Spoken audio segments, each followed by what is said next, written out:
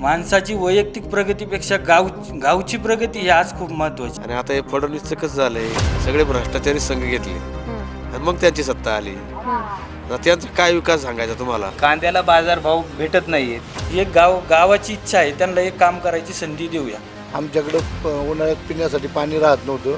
आज कमी कमी 70 ते 80 एकर ऊस आमच्या चिंचोलीमध्ये लागलेला आहे. कारेगावच्या मध्ये जर तुम्ही गेलात तर कारेगावमध्ये पूर्ण सुशोभीकरण दिसेल तुम्हाला. पूर्ण गाव CCTV कॅमेऱ्याच्या अंडरमध्ये येते. असं काही वाटत नाही की त्या आपल्याला त्यांनी कमी पडू दिलंय, त्या देतच राहिलेले आहेत. मग लोक ठरवतील 5 वर्षानंतर. जर नाही केलं काम तर मतदार हा हुशार आहे. पक्षाचं आता जास्त काय राहिलेलं नाही. लोक जे उमेदवार आहे, जे जाताना घड्याळ घेऊन गेले, येताना कमळाचं तिकीट घेऊन आले. 3,500 लोकांची डोळ्यांची ऑपरेशन करून दिली. नमस्कार, मी सलोनी आणि तुम्ही पाहत आहात नगर टाइम्स. जिल्हा परिषद निवडणुकीदरम्यान आम्ही तुमच्यापर्यंत हे पोहोचण्याचा प्रयत्न करतोय की ग्रामीण भागामध्ये नेमकी हवा कोणाची आहे आणि कौल कोणाला जातोय, ग्रामीण भागातील विकास कशा पद्धतीचा आहे, हेच पाहण्यासाठी आज आपण गावोगावीला भेट देतोय आणि त्यामधील नागरिकांच्या काही अडचणी आहेत त्या आपण जाणून घेण्याचा प्रयत्न करतोय. तर एकंदरीत जिल्हा परिषद निवडणुका चालू झालेल्या आहेत. आपण आत्तापर्यंत ज्या काही मुलाखती घेतल्यात त्यामध्ये तर आपल्याला काही गोष्टींचं जे उत्तर अपेक्षित होतं ते भेटलेलंच आहे. पण अजून काही नागरिक आहेत की त्यांच्या पण काही गरजा आहेत, त्यांच्या पण काही अपेक्षा आहेत ज्या होणाऱ्या उमेदवाराकडून. आपण त्याच आज जाणून घेणार आहोत. नमस्कार, सर्वप्रथम स्वागत आपलं. मला सांगा, आता निवडणुका चालू झालेल्या आहेत, उमेदवार हा कसा असला पाहिजे, काय वाटतं आपल्या नजरेतून? उमेदवार हा खरं तर हा सुशिक्षित आणि लोकांच्या सुखदुःखात असन, गावातली जी विकास कामं असतील, जिल्हा परिषद मार्फत बचत गटाची कामं असतील, ह्या महिलांपर्यंत पोचल्या पाहिजे. असा उमेदवार म्हणजे खात्रीशीर पाहिजे. खरं तर ज्योती वहिनी याच्यात खूप कॅपेबल आहेत, ह्या सुशिक्षित आहेत. त्या एक महिलांचा कनेक्ट त्यांचा मोठा आहे. आता आमच्या गावाचा विषय घेतला तर मानसिंग भैया पाचुंकर असतील, यांनी 20 वर्षात भरपूर अशी कामं आमच्या गावात केलेली आहे. काही टाकळकळवाडी रस्ता असून 4.5 कोटी रुपये त्याच्यावर टाकले, तो रस्ता पण पूर्ण झाला. त्याच्यानंतर काही सभामंडप असतील, पीरसाहेबांचे सभामंडप असतील, 20-25 लाख रुपये, ते पण काम पूर्ण झाले. म्हणजे पाटलांनी पद नसताना गावात भरपूर अशी कामं केली. रोडची, रस्त्याची कामं असतील, लोकांच्या अडचणी सुखादुखात कायम ते. आता काही जण म्हणतात पाटलांनी कोणाला काही दिलं नाही, कोणाला काही दिलं नाही. पण पाटलांनी कोणाला काही देण्यापेक्षा पाटलांनी गावाला किती दिलं हे खूप महत्वाचं आहे. माणसाची वैयक्तिक प्रगतीपेक्षा गावची प्रगती ही आज खूप महत्वाची. गावाचा विकास हाच नागरिकांचा विकास. बरोबर, हा गावचा विकास पाहिजे. आज राजकारणात जर ह्या गोष्टी घडत राहिल्या, प्रत्येक जण म्हणला माझी वैयक्तिक प्रगती झाली पाहिजे, मग गाव कुठं पुढे जाणार? आज पाटलांनी तेच धोरण राबवले. त्यांनी वैयक्तिक याच्यापेक्षा आहे ना गावाला जास्त प्राधान्य दिलं. आज शेजारची गावं असतील, निमगाव असन, डोकसांगवी असन, या पंचायत समिती गणातली आमची 8 गावं असन, कानूर मेसाई असन, भरपूर अशी कामं वळसे पाटलांच्या मार्फत आहे ना पाटलांनी खूप मनात काही न ठेवता. कोणत्या ग्रामपंचायती सत्ता आहे, कोणत्या ग्रामपंचायत सत्ता नाही, पाटील हे लोकांच्यात कनेक्ट राहिले कायम. म्हणून आज जो प्रतिसाद, आज जी रॅली झाली फॉर्म भरायच्या वेळी, हा समूह सगळा पाटलांबरोबर एक घराबाहेर पडला किंवा पाटलांना द्यायची वेळ आली कुठेतरी. म्हणून आज प्रत्येक नागरिक, प्रत्येक मतदार अशी त्यांच्या मनात एवढंच आहे, एकदा पाटलाला संधी द्यायची. जो माणूस आज प्रामाणिकपणे 20 वर्ष राजकारणात फक्त लोकांसाठी करत आलाय, लोकांसाठी सगळं, कसलंही पद नसतं, जनतेतून त्या माणसाला कोणतंच पद त्यांनी घेतलं नाही. पण आज पाटलांना द्यायची वेळ आली. पाटलांनी आमच्यासाठी खूप केले, पण आज आम्ही पाटलांसाठी आम्ही एवढं मोठे नाही पाटलांसाठी का जेवढं करेल. पण आज आम्ही ज्योती वहिनींना मतदाना स्वरूपात आम्ही त्यांना देऊ शकतो. आणि त्यांना एक काम करायची संधी, ही एक गावाची इच्छा आहे, त्यांना एक काम करायची संधी देऊया. हा विरोध कोणत्याही याचा नाही. पण एक मतदाराला वाटतं बा ज्योती वहिनीला एकदा संधी द्यावी, त्यांना पण एक 5 वर्ष काम करावं. मग लोक ठरवतील 5 वर्षानंतर. जर नाही केलं काम तर मतदार हा हुशार आहे, त्यांना काही सांगायची गरज नाही आहे. त्यामुळं ज्योती वहिनी या राष्ट्रवादी काँग्रेस पार्टीकडून यांचा विजय नक्की होणार आहे, हे आमच्या प्रत्येक मतदाराला आणि प्रत्येक कार्यकर्त्याला आम्हाला खात्री आहे. बरं, मतदान हे पक्ष बघून किंवा चेहरा बघून किंवा पॉवर बघून केलं जातं का? याबद्दल काय मत आहे? खरं तर आमच्या इकडं सांगायचं म्हणलं तर राष्ट्रवादी काँग्रेसकडून वळसे पाटील साहेब आमदार आहेत. त्यांनी ज्या वेळेस ह्या मतदारसंघ विभागला गेला, जी 39 गावं आंबेगावला जोडली गेली, तर वळसे पाटलांनी 15 वर्ष झाले लक्ष घातलं आणि प्रत्येक गावाला पाणी, रोड असतील, पाणी असेल, वॉटर कॅनल. वळसे पाटला मला आठवते दत्ताभाऊ कदम यांनी मधी तिथं फॉरेस्टरामध्ये आहे ना एक 1.5 किलोमीटरचा आहे ना कॅनल राहिला होता, खूप दिवस प्रलंबित होता.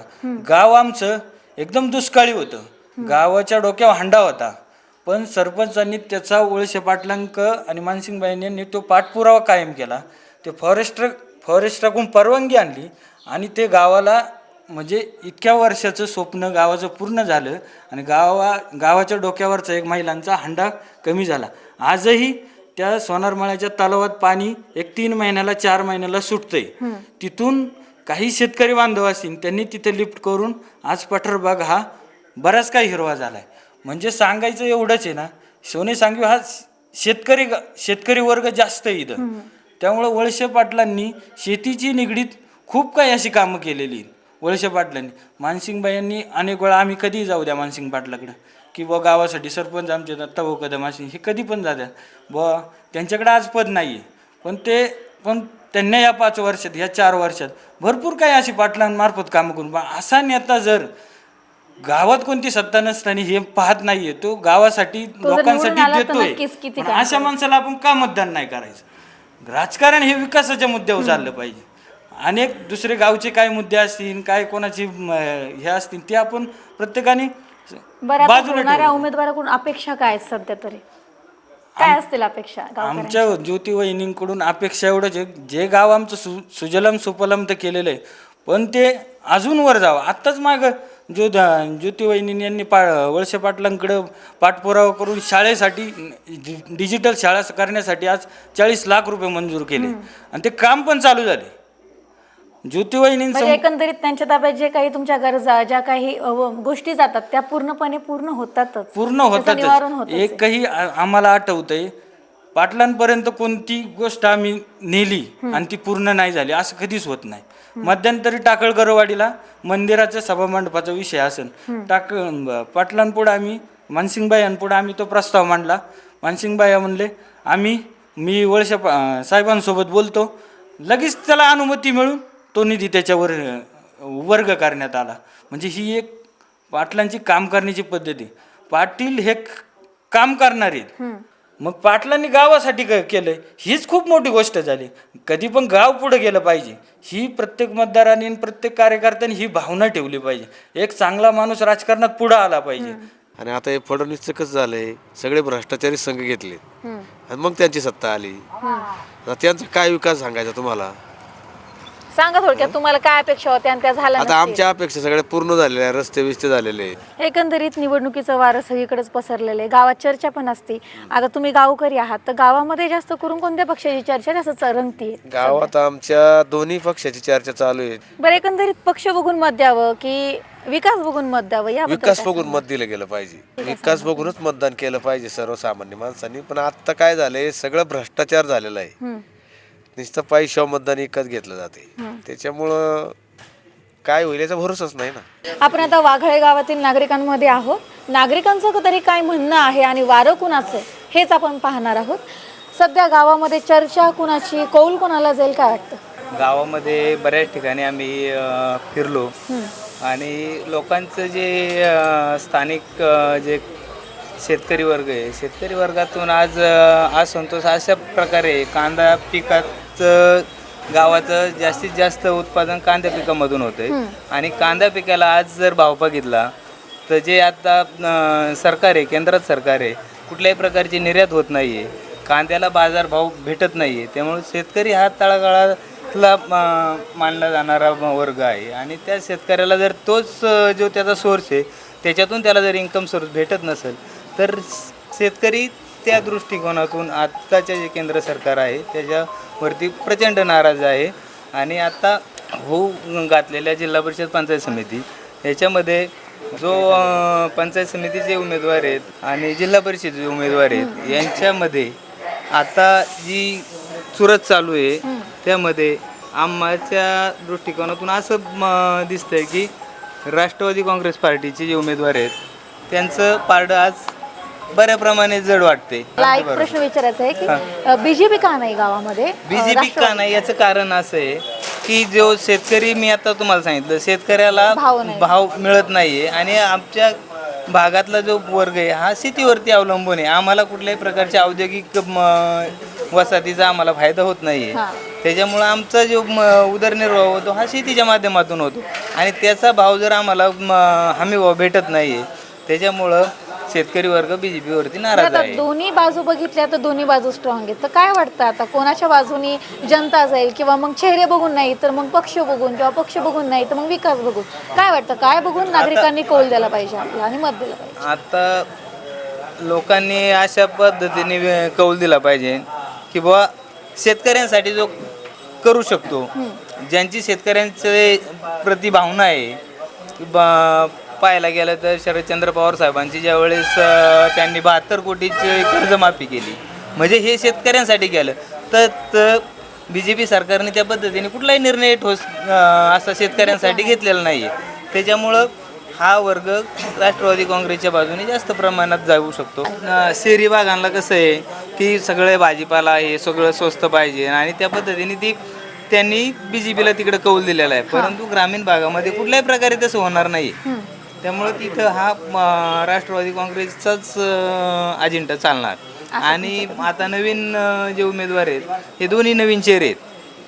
आमच्या गटामधले जे दोन्ही चेहरे आहेत हे नवीन आहेत आणि ज्योतिताईंचे पण खूप संकल्पना चांगल्या आहेत. त्याच्यामुळं त्यांचं पण होईल. आणि निर्मला नवले ह्या राज्याच्या प्रदेशाध्यक्षपदापर्यंत त्यांनी झेप मारली आहे. ग्रामपंचायतचे सरपंच पदापासून महिला प्रदेशाध्यक्ष या त्यांचे उद्दिष्ट असे आहेत की प्रत्येक गावामध्ये, शाळेमध्ये त्यांची काम करण्याची खूप मोठी त्यांच्यामध्ये उमेद आहे. त्यामुळं त्यांचं असं म्हणणं आहे की बाबा मला स्थानिक जे शाळेमधले जे ग्राउंड आहेत, जी मुलं घडवायचे, जी पुढची पिढी सुशिक्षित पिढी करायची, त्यासाठी जे काही त्यांना करता येईल, महिलांसाठी असे कार्यालय उभारायचे, असे त्यांचे भरपूर त्यांचे अजेंडे, स्वप्न चांगल्या प्रमाणे. आणि त्यांच्या गावामधला जर विकास पाहिला, त्यांचे जर आज कारेगावच्या मध्ये जर तुम्ही गेलात तर कारेगावमध्ये पूर्ण सुशोभीकरण दिसले तुम्हाला. पूर्ण गाव CCTV कॅमेऱ्याच्या अंडरमध्ये येते. आणि पाणी योजना, जल पाणी योजनेची जी स्कीम आहे 33 कोटीची योजना त्यांनी राबवली. पूर्ण कारेगावमध्ये पाणी 24 तास पाणी मिळते. आणि त्याच पद्धतीने त्यांचे उद्दिष्ट आहे की मी जे 8 गावांना जोडलेली आहे त्या 8 गावामध्ये सुद्धा ह्याच पद्धतीचा विकास मी करणार आहे. मग त्यामुळं का नको जायला त्यांच्यासोबत, असा एक प्रश्न आमच्यासारख्या म्हणजे या निवडणुकीमध्ये एकंदरीत पाहिलं तर विकासाच्या मुद्द्यावर ही निवडणूक लढवली जाणार आहे. ना कोणता पक्ष ना कोणता पद, फक्त विकास. मग तुम्हाला असं म्हणायचं आहे की आता सध्या ज्याच्या माध्यमातून मतदाराला वाटते की विकास होऊ शकतो, 100% मतदार त्याला. नमस्कार, मी सलोनी आणि तुम्ही पाहत आहात नगर टाइम्स. आज आपण मोराची चिंचोली या गावात आलो आहोत. या गावातील नागरिकांशी आपण चर्चा करणार आहोत. विकास मुद्दे काय आहेत, नागरिकांमध्ये चर्चा कुणाची आहे सध्या, पक्षांवरती किंवा चेहरे बघून किंवा मग विकास बघून, ही निवडणूक कोणत्या मुद्द्यांवर आणि कशा प्रकारे लढवली जाईल आणि कोण या निवडणुकीत विजयी ठरेल, याच काही मुद्द्यांवरती आज आपण चर्चा करण्यासाठी या गावात आलेलो आहोत. निवडणुकीचं वारं खरं तर सगळीकडेच पसरलेलं आहे आणि आता आपण मोराची चिंचोली या ग्रामीण भागात आहोत. ग्रामीण भागामध्ये देखील काय विकासाची कामं झालेली आहेत आणि काय राहिलेली आहेत आणि जे उमेदवार आहेत त्यांच्याकडून आता काय अपेक्षा जनतेकडून होतात त्याच काही प्रश्नांचा आढावा आता आपण घेणार आहोत. मला सांगा, आता सध्या हवा तर म्हणजे पक्ष म्हणून नाही पण एक गावकरी मंडळी म्हणून हवा कोणाची चालली आहे, तुमचा परिचय द्या मला आधी, आणि विकास कशा पद्धतीचा आहे आणि काय विकास होणे गरजेचं आहे, काय सांगणार? मी गणेश साहेबराव धुमाळ, चिंचोली मोराची शेतीच करतो. आणि सध्या राजकीय वातावरण 80 ते 90% राष्ट्रवादी काँग्रेस पार्टीचं आहे. आमच्या इथं जिल्हा परिषदेचे उमेदवार ज्योतिवहिनी पाचुनकर आणि पंचायत समितीसाठी निर्मलाताई नवले या 2 महिला निवडणुकीसाठी इच्छुक आहेत. उमेदवारी म्हणजे जाहीर झालेलीच आहे. परंतु आमच्या गावामध्ये अजितदादांच्या माध्यमातून तसेच माननीय नामदार दिलीपरावजी वळसे पाटील यांच्या माध्यमातून आणि मानसिंग भैया पाचुनकर यांच्या प्रयत्नाने चिंचोली गावात या 7 ते 8 वर्षात खूप मोठा बदल झालेला आहे. म्हणजे रस्ते, परत जलजीवनसाठी 20 कोटीची योजना, त्यातमध्ये शेतकऱ्यांसाठी कसा फायदा होईल पाण्याचा. आमच्याकडं उन्हाळ्यात पिण्यासाठी पाणी राहत नव्हतं. आज कमीत कमी 70 ते 80 एकर ऊस आमच्या चिंचोलीमध्ये लागलेला आहे. आणि त्यानंतर काही मंदिराच्या शेजारी वळसे पाटलांच्या माध्यमातून 2-3 शेड झाली. परत पाणी आडवा पाणी जिरवा डॅम झालेत, तलाव उकरून घेतले. भरपूर कामे हे मानसिंगबाईंच्या नेतृत्वाखाली झालेली. त्यामुळे मानसिंगबाई यांनी जे उमेदवार दिलेत, एक त्यांची पत्नी ज्योतिवहिनी पाचुनकर आहे आणि एक कारेगावच्या विद्यमान सरपंच निर्मलताई नवले आहेत. तर या दोन्हींचं पण म्हणजे इतकं वातावरण छान आहे आमच्या गावात तरी, की आम्ही जास्त नाही सांगत, पण बऱ्यापैकी 80 ते 85% मतदान होणार म्हणजे होणार. आता कोणत्याही गावात गेलं तरी 10-15%, 20% जाणारच आहे. पण वातावरण खूप छान आहे आणि अपेक्षित कामं म्हणजे आम्हाला मानसिंगबाईला सांगायलाच कामं राहिलेलं नाही. पण म्हणजे जर उद्या चांगलं पद भेटलं जिल्हा परिषदेमध्ये तर आमच्या मागण्या वाढणारच आहे. पण आज रोजी त्यांनी भरपूर कामे केलेली, यावरच आम्ही समाधानी आहोत. याच्यापेक्षा जास्त अपेक्षा काय नाही आमची. चालेल. काय सांगाल, जर स्त्रियांच्या जर काही गरजा असतील तर त्या कोणत्या असतील की तुम्हाला त्यांच्यापर्यंत पोहोचवायच्या आहेत? ताई नेहमी आपल्यासाठी करतच आलेले आहेत, त्यामुळे अशी अपेक्षा काही नाही आहे चिंचोलीमधून. आता ताई बचत गटांच्या माध्यमातून पण खूप कामं करत आलेले आहेत आणि असं काही वाटत नाही की त्या आपल्याला त्यांनी कमी पडू दिलंय. त्या देतच राहिलेल्या आहेत. एकंदरीत पाहायला गेलं तर मोराची चिंचोली या गावामध्ये आपण पाहिलं तर जास्त करून ज्योतिवहिनी यांच्यासाठी जास्त कौल आपल्याला पाहायला भेटतोय. या निवडणुकीमध्ये कोणाचं वारं पाहायला भेटतंय किंवा कोणाचं जास्त जोर चाललोय सध्या? नाही, वारं म्हणजे असं काय नाही. मी पक्ष म्हणून कुणाच्या पाठीमागं उभा नाही राहते. तर जे गावामध्ये लोक काम करतात, मी संतोषदादा भरणे यांच्या माध्यमातून गावामध्ये काम करतो. आणि संतोषदादा आणि इथं चिंचोलीत मानसिंग भैया ह्या 2 व्यक्तींनी खूप चांगली कामं केलेली आहे.